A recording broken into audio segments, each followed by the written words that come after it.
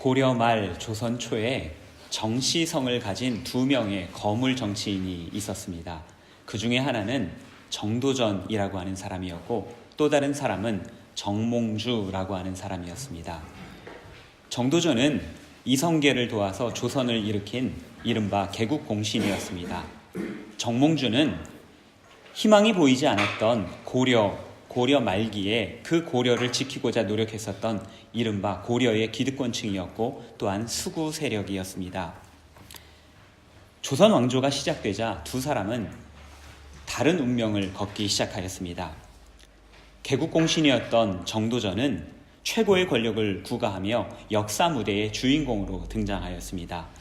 그러나 새로운 세력에 규합되지 못했었던 정몽주는 태조 이방원의 철퇴에 맞아 유명을 달리할 수밖에 없었습니다. 새로운 조선 왕조에서 정도전은 정몽주보다도 훨씬 더 위대한 사람이었습니다. 그러나 역사는 이 두 사람에 대해서 조금 다르게 기억을 하기 시작하였습니다. 조선은 건국 이후로 나라가 안정되자 국교로 유교를 채택하였습니다. 조선이 개국될 때만 하더라도 그들에게 필요했었던 것은 개척 정신이었는데 나라가 안정이 되면서 그들에게 더욱더 필요했던 것은 나라를 안정시키기 위한 충성심이었기 때문입니다. 이미 나라의 기틀을 다진 조선은 더 이상 개혁 정신, 새로운 것을 요구하는 정도전과 같은 그러한 사람이 필요가 없게 된 것이었습니다. 결국 개국공신이었던 정도전은 왕자의 난때 역적으로 몰려서 참수형을 당하게 되었습니다. 그런데 이씨 조선을 반대하던 수구 세력 정몽주는 조선의 위인으로 추대되기 시작하였고 대한민국 역사상 가장 위대한 충성된 사람으로 사람들의 기억 속에 남게 되었습니다. 역사의 흐름을 보다 보면 이렇게 역사의 판단에 있어서 희비가 엇갈리는 그러한 사람들이 있습니다. 이런 사람들은 비단 정몽주와 정도전뿐은 아닐 것입니다. 오늘 우리가 베드로와 가룟 유다의 이야기를 함께 읽었습니다. 우리가 통상 성경을 읽을 때는 장별로 읽기 때문에 26장의 끝과 27장을 함께 읽는 경우가 사실은 별로 없죠. 그런데 성경은 원래 장절이 없지 않았습니까? 그래서 우리가 이것을 통으로 읽다 보면 26절 마지막에 나오는 베드로의 이야기와 그리고 27장 처음에 나오는 유다의 이야기가 얼마나 확연하게 대조적으로 우리에게 다가오는지 우리는 비교해 볼 수 있는 것입니다. 오늘은 이 두 사람, 예수님의 수제자로 알려져 있는 베드로와 예수님을 배반한 배신자로 알려진 이 가룟 유다의 이야기를 함께 나누어 보려고 합니다. 신앙생활을 오래 하신 분들은 예수님 12제자 이름쯤은 다 기억을 하고 계시죠. 한번 다 같이 외워볼까요? 라고 말을 하려다가 다 외우실 텐데 제가 굳이 여기서 여쭤봐서 뭘 하겠나 그런 생각이 들어서 그냥 넘어가도록 하겠습니다. 그래도 그 중에서 가장 예수님 측근에 있었던 세 사람, 이 사람은 알겠죠? 한번 해볼까요? 베드로, 잠시만요. 쭈리안 서목교에서는 그 다음에 갑자기 안 하고 이렇게 나오던데 그 사람 아닙니다. 베드로, 그 다음에 야고보, 요한. 감사합니다. 역시 베른교회는 완벽하게 다 맞추셨네요. 베드로, 야고보, 요한, 예수님 가장 측근에 있었던 세 명의 제자들이었습니다. 그렇다면 성경에서 예수님의 수제자는 누구다라고 이야기를 합니까? 성경에서는 얘기하지 않습니다. 예수님 주변에 늘 이렇게 세 사람이 같이 있었다는 것은 반복이 되지만 그 중에 최고는 누구고 수제자는 누구고 1, 2, 3등 서열을 나누거나 그러지는 결코 않았다는 것입니다. 베드로는 예수님의 걸출한 제자 중에 한 사람이죠. 그리고 교회 역사에 가장 큰 영향을 끼친 사람 중에 한 사람입니다. 그런 까닭에 로마 카톨릭에서는 그가 첫 번째 교황이다 라고 아마 나중에 천국에 가서 베드로한테 물어보시면 교황이 뭐야? 라고 되물어볼 만한, 그러나 로마 카톨릭은 말하기를 베드로는 첫 번째 교황이라고 그렇게까지 주장하고 싶은 그러한 위대한 인물이 되었습니다. 하지만 예수님께서는 결코 그를 수제자다, 너는 내 첫 번째 가는 사람이다, 그렇게 부르신 적이 없었죠.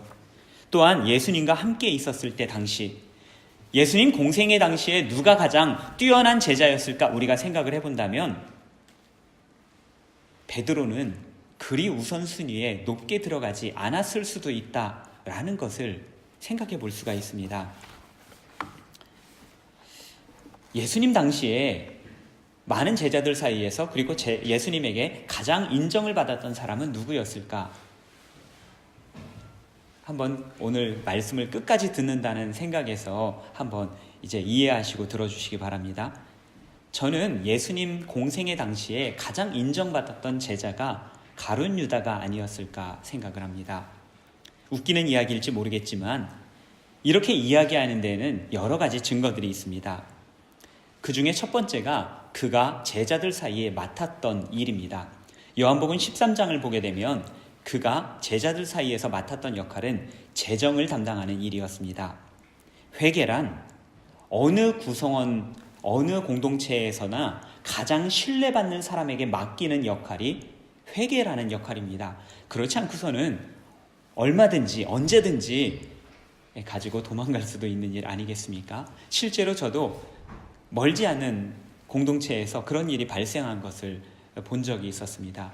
제가 신대원 기숙사에 있었는데 그 중에서 이제 다른 과정에 있었던 어느 기숙사, 그 기숙사 회계가 모든 것을 가지고 도망간 일이 있었습니다. 그걸 보면서 회계란 역시 정말 믿을 만한 사람이 아니고는 맡기기 힘들겠다, 그런 생각이 들었죠.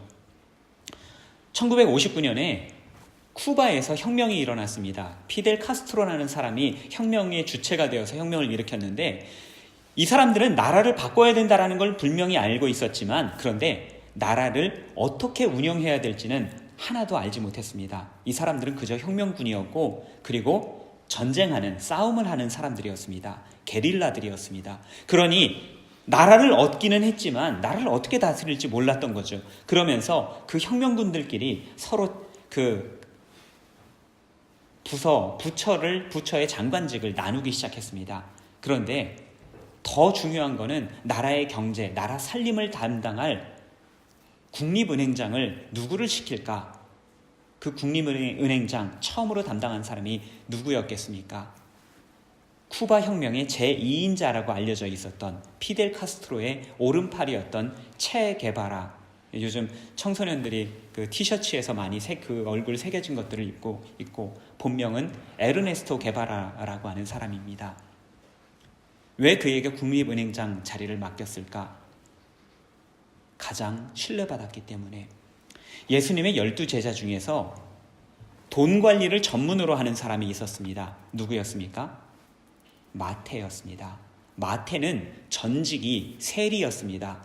그는 어떻게 하면 돈을 더 잘 관리하고 돈을 잘 모으고 하는 것을 가장 잘 아는 사람이었습니다. 제자들 중에 돈 관리하는 전문 직업을 가진 사람이 있었음에도 불구하고 예수님께서는, 그리고 제자들은 그 모든 제자들 활동의 재정 관리를 가룟 유다에게 맡겼습니다. 그만큼 그 사람이 초반에 신뢰를 얻었다는 것이고 또한 그만큼 돈 관리할 수 있을 만큼 총명했다라는 것을 알려주는 증거입니다.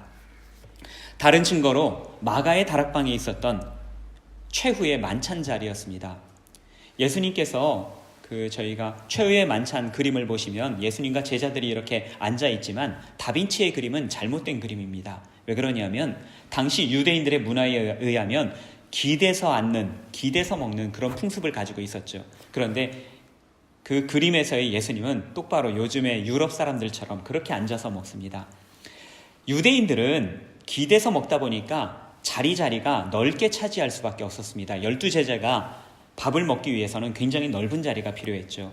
그러니 대화를 할 때 서로 멀리 떨어져 있으면 누가 어떤 말을 하는지 들을 수가 없었습니다. 그런데 예수님께서 그 대화 자리에서 아주 중요한 이야기를 하셨죠. 너희 중에서 나를 배반할 자가 있다, 나를 팔 자가 있다 라고 이야기를 하셨습니다. 그런데요, 베드로는 예수님에게서 너무나 멀리 떨어져 있었던 나머지 예수님이 무슨 말씀을 하시는지 누구를 말하는지 정확히 이해하지 못했습니다. 그래서 요한에게 시켜서 물어보죠.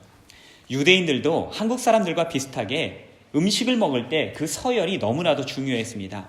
예수님이 앉으면 그 옆자리는 가장 중요한 사람들이 앉고 이것들이 항상 다 정해져 있었습니다.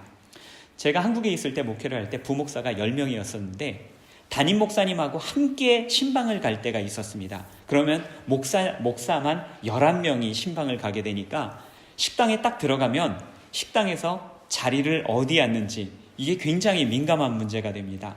그러면 저희 선임 목사님이 딱 들어가자마자 목사님 자리 파악하고 신방 받는 분 바로 그 앞자리 마련하고 그 다음부터는 목회자들 서열순으로 쭉 앉다가 자리가 모자라면 이제 마지막에 들어온 목사님은 밖에 나가서 먹고, 사실 이게 교회만 그런 것이 아니라 한국 사회 전체가 그렇죠. 유대 사회도 마찬가지였습니다. 베드로는 멀찍이 앉아 있었는데 그러면 예수님 주변에는 누가 앉아 있었겠습니까? 그 중에 한 사람은 사도 요한이었습니다.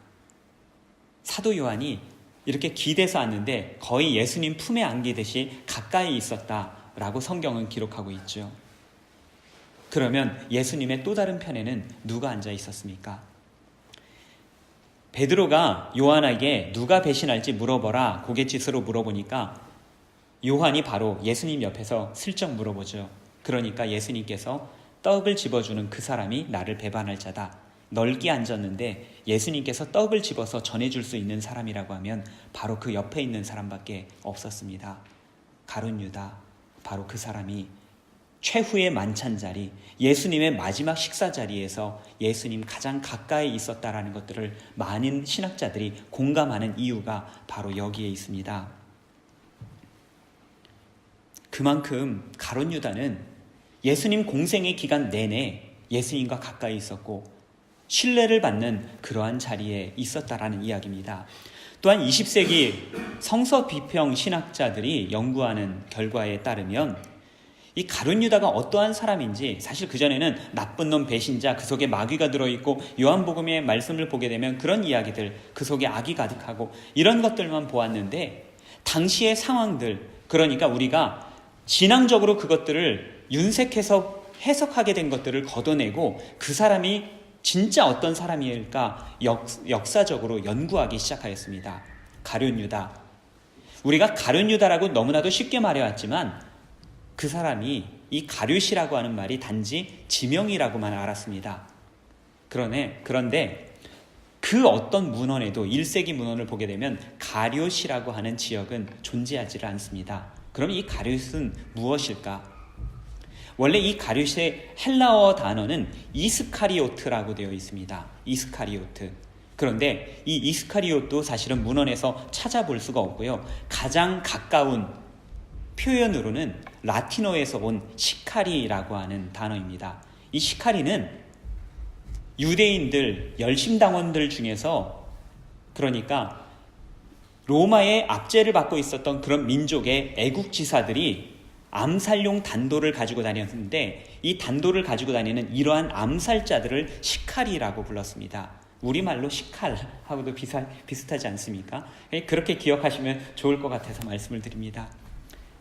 독립운동가들이 친일파들을 암살하고 테러를 벌였던 것과 똑같은 방식으로 이 시카리들은 품에 단도를 가지고 있다가 친로마주의자, 이스라엘을 압제하는 사람들을 발견하면 혹은 세리들을 발견하면 이것으로 찔러 죽였다는 이야기입니다. 다시 말해서 성경이 말하는 열심당원들, 또 다른 말로 셀로 땅이라고 하죠. 이 셀로 땅 중에서도 정예 요원들이 바로 시카리라고 하는 사람이고, 바로 이 사람이 이스카리옷, 가룟 유다가 이 시카리 중에 한 사람이었다라고 오늘날의 신학자들은 입을 모아서 이야기를 합니다. 그렇다면 열심당원들 정예요원 중에 유다가 왜 예수님을 따라다녔을까? 유다는 예수님이 유다 왕국을 회복할 혁명가라고 생각을 했습니다. 그런데 3년을 따라다니고 난 후에 보니까 예수님께서는 그 일을 결코 이룰 사람이 아니다라는 것을 알게 되었습니다. 백성들도 마찬가지로 예수님께서 로마를 전복시키고 새로운 왕국 일으켜주시기를 기대했었죠. 그러나 그들의 기대는 결코 예수님을 통해서 이루어질 수가 없는 것이었습니다. 그걸 가룟 유다가 알고 나서는 자신의 방식으로 다윗왕국을 세워야 되겠다.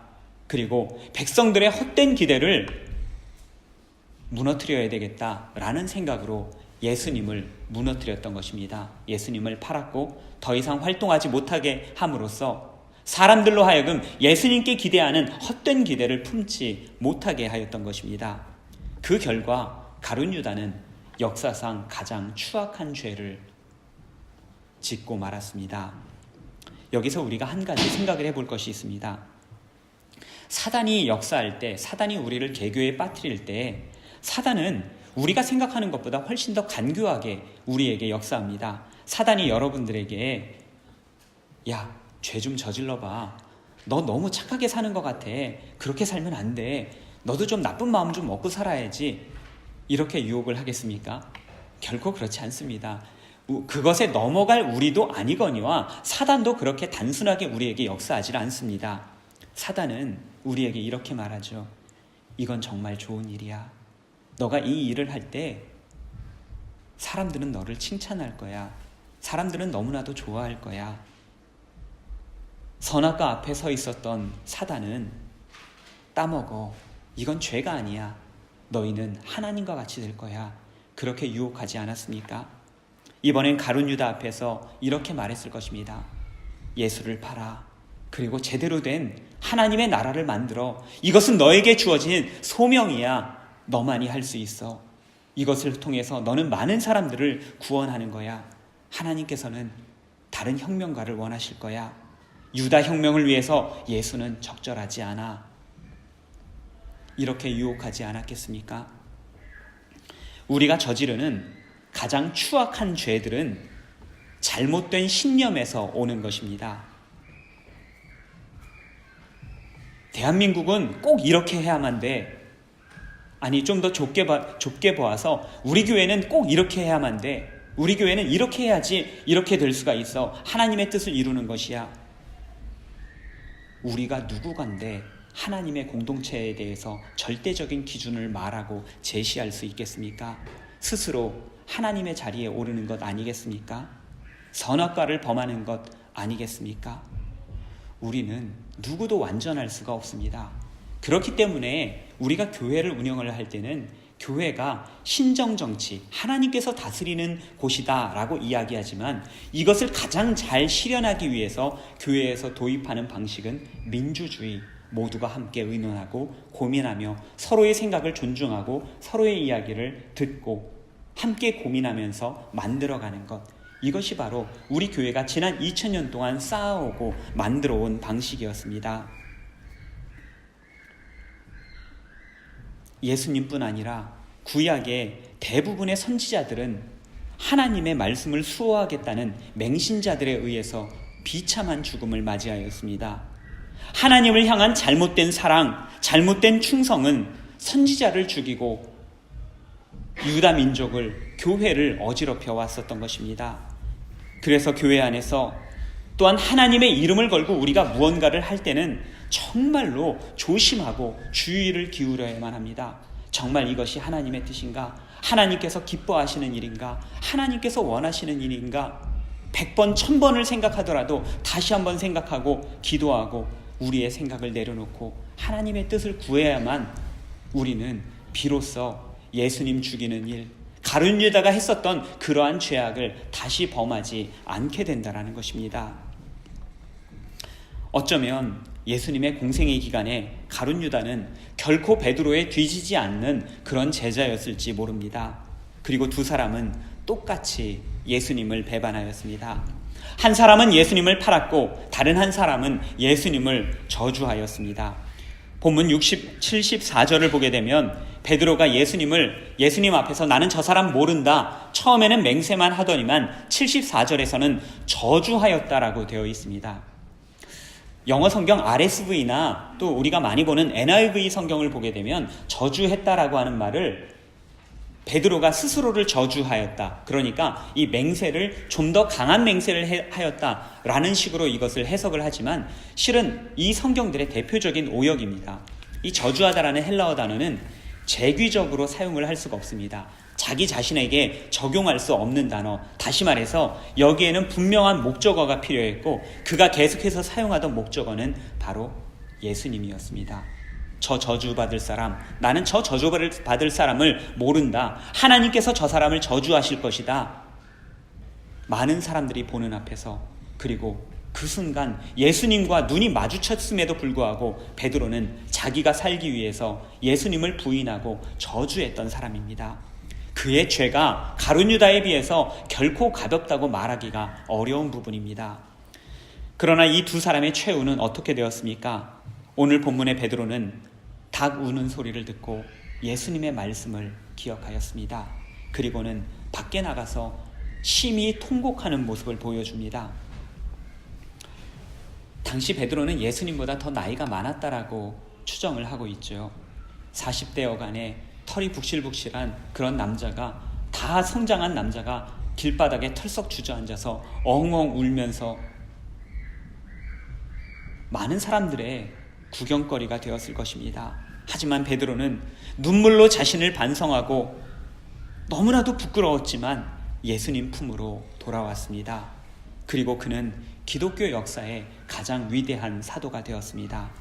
반면에 유다의 최후는 어떻습니까? 27장 3절을 보게 되면 가룟 유다가 예수님 판 것을 뉘우쳤다라고 표현을 합니다. 이 뉘우쳤다라는 말은 헬라어로 메타멜레오라고 하는데요. 우리가 잘 아는 회개하다, 메타노에오와 굉장히 유사한 단어입니다. 그런데 이 두 단어의 차이를 보게 되면 메타노에오는 돌이키는 것, 방향을 바꾸는 것, 다시 말해서 성경에서 죄라고 하는 것이 관역에서 빗나가다, 방향이 어긋나다 라고 하는 것인데, 다시 그 관역을 바꾸어서 하나님께로만 향하는 것, 이것이 바로 메타노에오입니다. 그런데 메타멜레오는 마음 아프고 뉘우치고 후회하는데 그걸로 끝나는 것입니다. 게시엔 이스트 게시엔, 벌어진 일이니 어쩔 수가 없다. 나는 정말 잘못했지만 이것을 주워 담을 수 없으니까 나는 정말 후회한다 라고 말하는 것, 이것이 바로 메타멜레오, 유다가 했었던 반응이었습니다. 유다는 자신이 중대한 실수를 범했다라는 것을 깨달았죠. 그리고 자신이 받았던 모든 돈도 그들에게 돌려주었습니다. 자신의 죄값을 치르려고 한 것입니다. 하지만 그는 결국에 하나님의 은혜에 자신을 내어 맡기지를 못했습니다.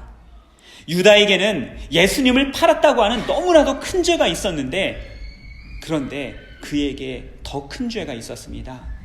가룟 유다의 더 큰 죄는 하나님의 은혜를 믿지 못한 것, 하나님의 은혜에 자신을 내어 맡기지 못한 것이었습니다. 후회해도 소용없습니다. 뉘우쳐도 소용없습니다. 회개하지 않으면 아무런 소용이 없습니다. 우리가 때로는 잘못한 것, 지난 한 해 동안에 우리 가운데 있었던 일들, 회개하지 않으면 그저 뉘우치는 것만으로는, 그것으로는 어떠한 은혜도 체험할 수 없고 어떠한 새로운 일도 경험할 수 없다라는 것입니다. 가룟 유다는 후회했습니다. 뉘우쳤습니다. 하지만 결국은 나무에 목을 매다는 비참한 최후를 맞이하고 말았습니다. 회개란 은혜의 통로입니다. 죽을 수밖에 없는 사람이 다시 살게 되는 유일한 통로가 회개라는 것입니다. 하나님께 나아가고 그 은혜에 우리를 맡겨서 우리의 방향을 돌이켜 하나님께로 향하는 것, 이것이 바로 회개입니다. 오래된 이야기입니다만 제가 며칠 전에 이 이야기가 갑자기 생각이 났습니다. 좀 아이들 이야기이기 때문에 이해하고 들어주시기 바랍니다. 미국인과 일본인과 한국인 세 나라 사람이 함께 여행을 하다가 아프리카의 어느 원주민 마을을 침범하게 되었다고 합니다. 원주민 마을에 이렇게 우연히 들어가게 됐는데 원주민들에게 잡혔겠죠. 그러면서 추장 앞에 붙잡혀 갔습니다. 너희가 우리 마을을 침범했으니까 너희들은 벌을 받아야 된다. 그 벌로 매를, 곤장을 100대를 때리겠다. 원래 곤장이라는 게 수십 대, 한 30-40대만 맞아도 죽을 수 있다고 하죠. 엄청난 벌을 받게 된 겁니다. 그러면서도 하는 이야기가, 너희가 그래도 너희를 위해서 한 가지 소원을 내가 들어주겠다. 그걸 이야기해봐라. 매 맞는 거는 그건 감해줄 수 없으니까 적게 맞게 해달라, 안 맞게 해달라, 이건 안 되고 한 가지 소원을 들어주겠다. 그랬더니 미국인이 먼저 나와서 제 엉덩이에다가 방석을 좀 올려주십시오 라고 해서 매를 맞기 시작했습니다. 처음에는 괜찮았는데 100대가 되니까 거의 실신을 했습니다. 그러면서도 그래도 방석이라도 올려놔서 살았지, 난 역시 창의적인 민족이야 라고 하면서 기절을 했습니다. 이걸 보던 일본 사람이 나는 모방에 뛰어난 민족이야 라고 하면서 제 등에다가 매트리스를 올려주세요 라고 한 겁니다. 100대를 때려도, 아무리 세게 때려도 미동도 하지 않고 일본인은 계속 웃으면서 매를 맞았습니다. 그러면서 역시 우리 민족이 최고야 라고 하면서 내려왔습니다. 약간 좀 추장이 열이 받았는데, 추장이 그러면서 한국 사람한테 물어봤습니다. 너는 어떤 소원이 있느냐? 그랬더니 한국 사람이 씩 웃으면서 저 일본 놈을 제 등 위에 올려주십시오 라고 했습니다.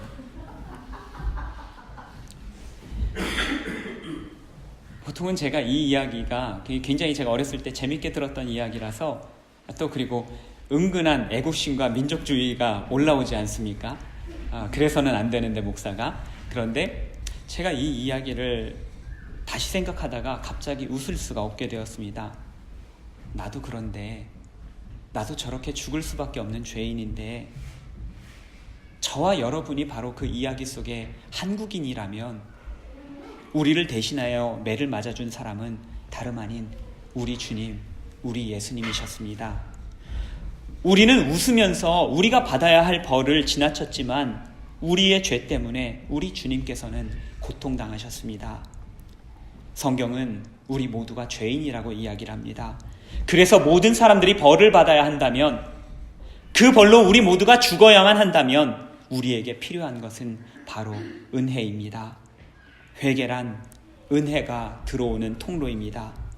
회개를 통하여 하나님께서는 우리가 마땅히 받아야 할 벌을 피하도록 은혜를 내려주셨습니다.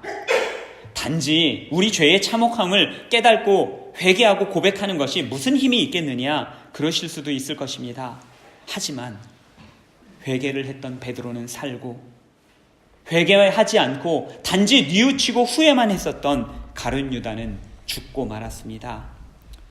오늘 우리는 2018년 마지막 회중 예배를 드리며 뒤바뀌어진 운명 베드로와 유다의 이야기를 나누었습니다. 여기 우리 인생의 결말을 바꾸는 방법이 있습니다. 성경은 우리 인생의 결말을 바꾸는 핵심이 바로 회개라고 말을 하고 있습니다. 예수 그리스도의 복음이 선포되기 전에 세례 요한이 선포했었던 그의 메시지가 무엇이었습니까? 회개하라. 회개의 메시지. 바로 이 회개를 통하여 복음이 들어올 수 있었기 때문입니다. 하나님의 은혜를 의지하여 하나님께로 돌이키는 것, 이것이 바로 회개입니다. 그러나 오늘날 우리의 신앙생활을 살펴보게 되면 회개가 사라지고 있습니다. 평안하고 안락한 삶을 살아가면서 마치 우리가 아무 죄도 짓지 않는 사람들인 것처럼 그렇게 회개하는 기도가 우리의 기도에서 사라지고 있습니다. 죄인이 아니라고 생각하니, 내가 잘못하는 것 없다라고 생각하니 부족함도 없고 갈급함도 없습니다. 하지만 진정 죄가 사라졌습니까? 육체로 짓는 죄와 마음으로 짓는 죄, 시기와 탐욕, 다른 사람들을 비방하는 일들이 완전히 사라졌습니까? 특별히 이민사회를 가보게 되면 세계 어디나 이민사회 혹은 이민교회 어디를 가더라도 동일한 문제로 고통받고 있는 것을 볼 수가 있습니다. 말로 짓는 죄입니다. 비방하는 마음, 시기하는 마음으로 모함하고 부풀려 이야기하거나 선동하는 것으로 하나 되어야 할 교회가 4분 오열되는 경우를 어디서나 찾아볼 수 있습니다. 제가 전에 부교역자로 섬기던 독일의 프랑크푸르트에는 손과 발로 다 셀 수 없을 정도의 교회가 많이 있습니다. 물론 교민도 많이 있지만 교회가 그렇게 많이 생겨난 데에는 수많은 갈등과 갈라섬이 있었기 때문입니다. 얼마 전에 저를 방문했었던 뉴질랜드의 한 친구 목회자는 뉴질랜드에 교민이 10,000명 정도인데 교회가 100개가 넘어간다고 합니다. 100개가 넘어가니 그 이후로부터는 더 이상 교회 숫자를 셀 수 없게 되었다라고 이야기를 합니다. 그러면서 하는 말이, 어느 교회는 어느 교회에서 갈라져 나왔고 어느 교회는 어느 교회로 갈라져 나왔고 교회마다 족보가 생긴 겁니다. 계통이 생기고요. 사람들마다 분열하고 사람들마다 서로 오해하고 갈라섰기 때문입니다. 우리 교회에도 비슷한 이유로 고통을 받아온 경험이 아마도 있으실 것입니다. 사회가 좁을수록 관계에서 오는 갈등과 피로는 클 수밖에 없기 때문입니다.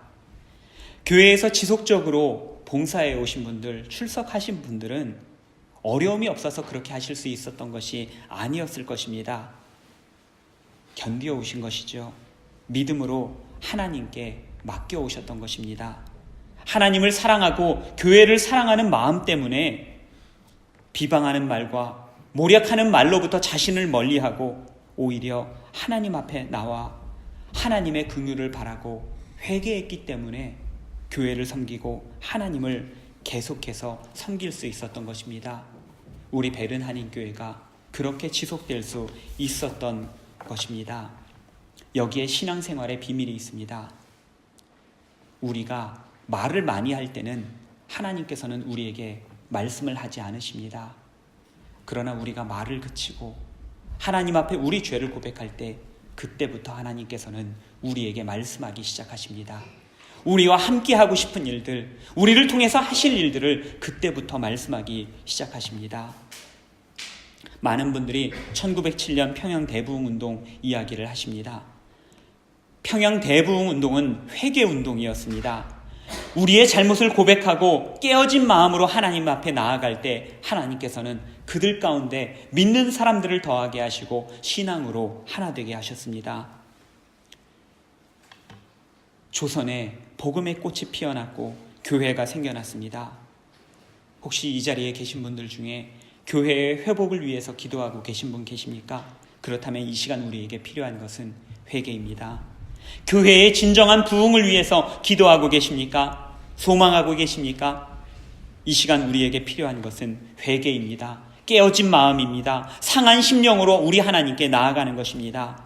하나님께서 이제 말씀하시도록 우리 자신을 내려놓지 않으면 하나님의 말씀을 들을 수 없기 때문입니다. 우리의 생각, 우리의 의지, 우리의 계획과 우리의 뜻 모두 십자가 앞에 내려놓으라. 우리 주님께서 그 의미로 십자가를 지신 것입니다.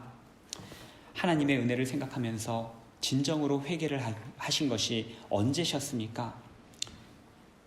여러분이 죄를 고백하면서 다 눈물과 콧물을 쏟아내면서 기도하신 것, 그렇게 마지막으로 기도하신 것이 언제였습니까?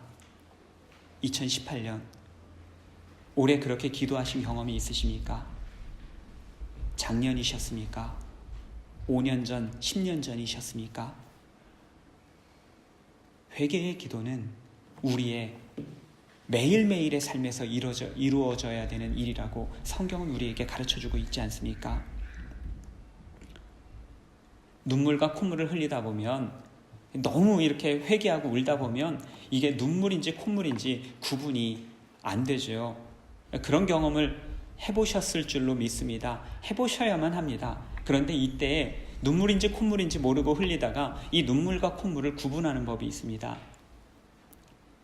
휴지로 이렇게 닦는데 그냥 휴지에 싹 빨아들여지고 하면 그냥 눈물이고, 휴지를 닦고서 딱 띄는데 뭔가 쭉 따라오면 그것은 콧물입니다. 그러니 잘 확인하고 잘 닦으시면서 회개를 하실 수 있으면 좋겠습니다. 정말 콧물이 눈물처럼 흘러도 더러운 줄 모르고 기도할 때가 있는데, 이때가 바로 진정 회개할 때이고 진정 하나님께서 저와 여러분들에게 은혜를 주실 때입니다. 은혜를 체험하는 때입니다. 오늘 베드로는 하나님께 나아갔습니다. 그는 예수님을 배신하고 저주하며 가룟 유다의 버금가는 죄를 지었지만 진심으로 뉘우치며 그는 회개하였습니다. 은혜를 체험하였습니다. 그리고 그는 바울과 더불어 항상 기독교를 대표하는 대표적인 사도가 되었습니다. 그러나 가룟 유다는 망하고 말았습니다. 예수님을 탄 죄를 지었습니다. 하지만 그것보다 더 큰 죄는 하나님의 은혜를 믿지 않은 것입니다. 그 때문에 그는 영원히 망하고 말았습니다. 한 해의 마지막 주일입니다. 올 한 해 여러분들 알게 지은 죄, 모르게 지은 죄 있다면 이것을 가지고 마지막 날에 하나님 앞에 나아가시기를 바랍니다. 다른 사람들 마음 상하게 한 일, 힘들게 한 일, 갈등을 부추긴 일, 도울 수 있었는데도 외면했었던 일, 여러분들 마음속에 하나님께서 말씀하시는 것이 있을 것입니다. 그 말씀을 듣고 하나님께 나아가시는 저와 여러분 되시기를 바랍니다. 요한일서 1장 9절에서 말씀합니다. 만일 우리가 우리 죄를 자백하면 그는 미쁘시고 의로우사 우리 죄를 사하시며 우리를 모든 불의에서 깨끗하게 하실 것이요. 믿음으로 나아가시는 저와 여러분 되시기를 바랍니다. 회개는 우리 모든 그리스도인들이 살 유일한 살 길입니다. 우리 삶에 은혜가 들어오는 통로입니다. 회개를 통한 은혜를 믿고 받아들이는 사람은 살 수 있습니다. 이 자리에 모이신 모든 교우님들께서는 언제나 깨어진 마음, 상한 심령으로 하나님께 나아가시는 여러분들 되시기를 바랍니다. 그때 비로소 하나님께서 말씀하시고 우리는 그 은혜를 체험하며 교회의 회복과 부흥을 경험하게 될 것입니다. 함께 기도하겠습니다. 예수님을 저주하기까지 한 베드로는 하나님의 은혜를 의지하여 회개하였습니다. 그리고 살아났습니다. 하나님의 은혜를 믿지 못하고 자신의 잘못을 후회만 했었던 가룟 유다는 목매어 죽고 말았습니다. 하나님, 우리의 생각, 우리의 욕심, 계획들을 내려놓고 하나님의 은혜를 의지하게 하여 주시옵소서. 하나님의 은혜를 날마다 체험하게 하여 주시옵소서. 우리의 말을 그치고 우리의 죄를 고하며 하나님의 뜻을 구하는 저희가 되겠사오니 성령 하나님, 저희의 마음을 감동하사 주님 앞에 기도하게 하시고 회개하게 하시고 하나님의 음성 들으며 하나님과 동행하는 저희가 되게 하여 주시옵소서. 예수님 이름으로 간절히 기도드립니다. 아멘.